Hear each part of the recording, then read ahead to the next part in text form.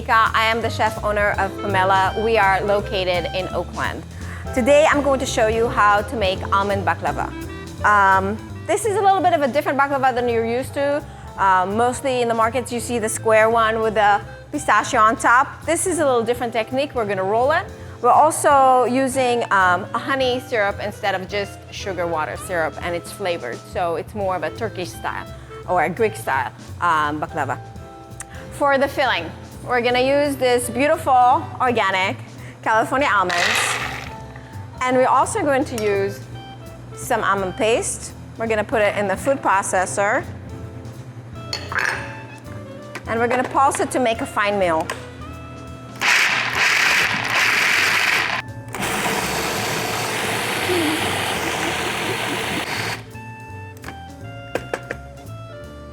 The most important thing is not to have really big pieces because they're gonna tear out our phyllo dough if they're too big. So if we have like really sharp, big pieces of almond, they're gonna make life really hard later.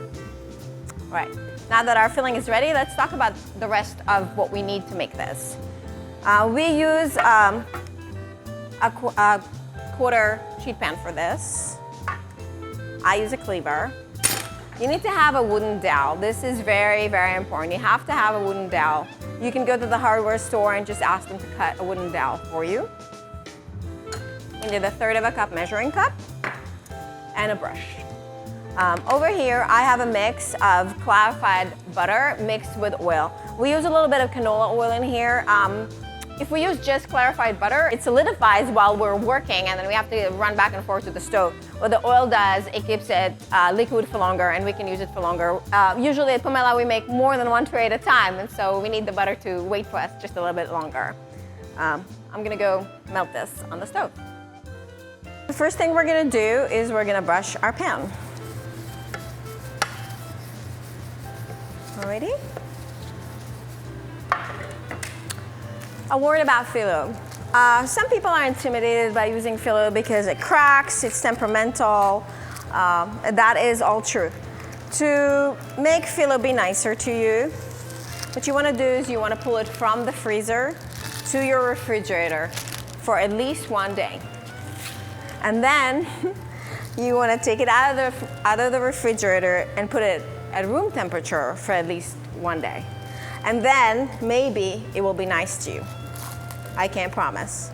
But definitely this kind of slow bringing it to temperature is gonna yield you a more compliant dough. It still has some cracks you can see, but we will overcome that.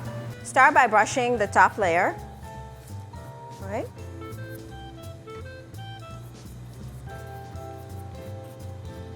And be nice. Put lots of butter on it. There we go, just put it on your landing. Here is a 1/3 cup of the mix of almond and almond paste together. I'm gonna put it in one row, and I'm gonna spread it nice and even, but only on part of the phyllo, like this. Now I'm gonna use my wooden dowel. I'm gonna brush it a little bit first. Alrighty. And I'm going to roll it. I have a little crack, but you can see that's totally fine. We're just moving on, right? I'm gonna leave it right here. I'm gonna take my next sheet of phyllo. I'm working on top of the pile. The less you move the dough, the better off you are. So I'm working straight on top of the pile. Make sure you get your edges.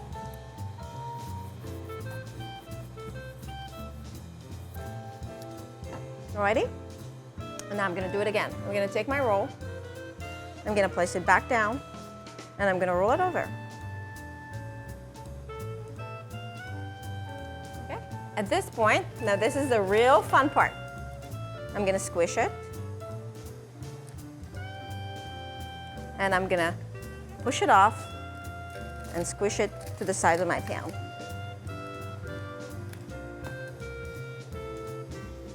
And now I'm gonna do this over and over again until I have 10.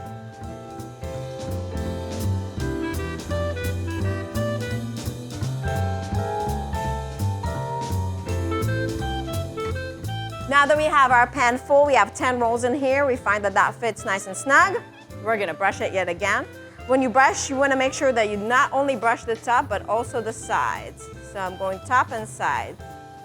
So then when they bake, they separate from each other and not stick together. Now that it's brushed, I'm gonna put it in the refrigerator for about 30 minutes or in the freezer for about 10 minutes before I can cut it. Because if we cut it when it's warm, it will squish. And we wanna keep this nice roll. Now that our rolls have been sitting in the refrigerator for a while and they're firm, now we can cut them. I like to use a cleaver and just make sure that I go all the way to the bottom of the pan. You wanna make sure that you really get through. So then when you wanna take them out of the pan, they're not attached. Alrighty. And then, just for good measure, we're gonna also brush the seams. Go over the cuts and brush them. At this point, this is ready to go in the oven. We are going to use a 350-degree convection oven or a 375-degree flat oven. Alrighty, I have my golden brown and delicious rolls coming out of the oven, and I'm gonna hit it right away with my cold syrup. It looks like way too much syrup for this, but it is not. Now that the rolls are soaking, they have to sit in the syrup, preferably overnight, if not for a few hours, in order to soak. It looks, right now they're swimming in it, but they will soak the syrup in. So you wanna make this again in advance and eat it tomorrow, or you can come to Pamela and eat it right now.